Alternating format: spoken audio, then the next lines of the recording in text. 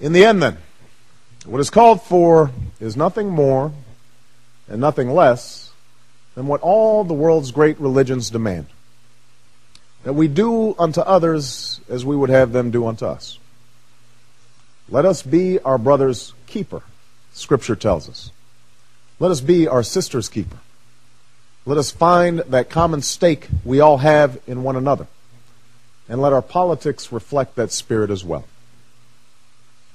For we have a choice in this country.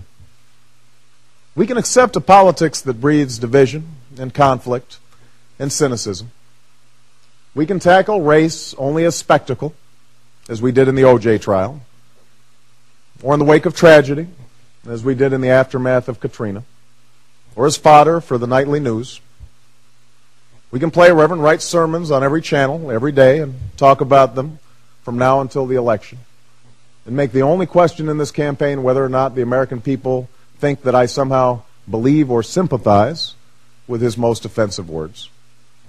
We can pounce on some gaffe by a Hillary supporter as evidence that she's playing the race card, or we can speculate on whether white men will all flock to John McCain in the general election regardless of his policies. We can do that. But if we do, I can tell you that in the next election, we'll be talking about some other distraction. And then another one. And then another one. And nothing will change.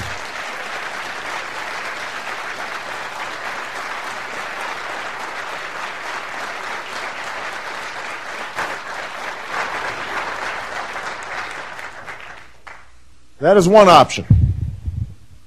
Or, at this moment, in this election, we can come together and say, not this time. This time we want to talk about the crumbling schools that are stealing the future of black children and white children and Asian children and Hispanic children and Native American children. This time we want to reject the cynicism that tells us that these kids can't learn, that those kids who don't look like us are somebody else's problem.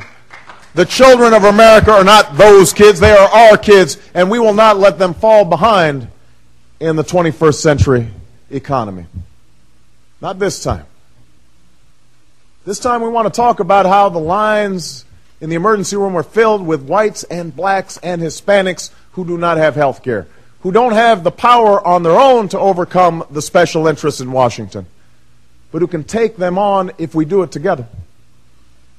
This time, we want to talk about the shuttered mills that once provided a decent life for men and women of every race, and the homes for sale that once belonged to Americans from every religion, every region, every walk of life.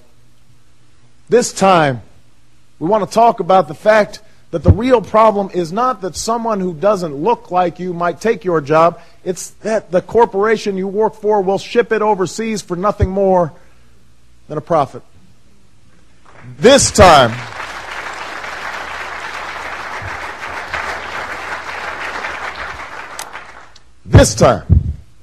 we want to talk about the men and women of every color and creed who serve together and fight together and bleed together under the same proud flag.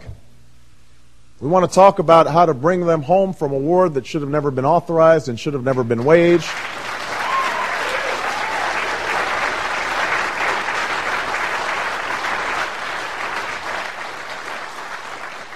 And we want to talk about how we'll show our patriotism by caring for them and their families and giving them the benefits that they have earned. I would not be running for president if I didn't believe with all my heart that this is what the vast majority of Americans want for this country. This union may never be perfect, but generation after generation has shown that it can always be perfected.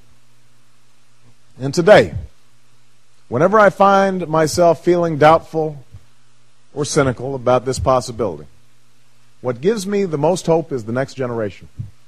The young people whose attitudes and beliefs and openness to change have already made history in this election.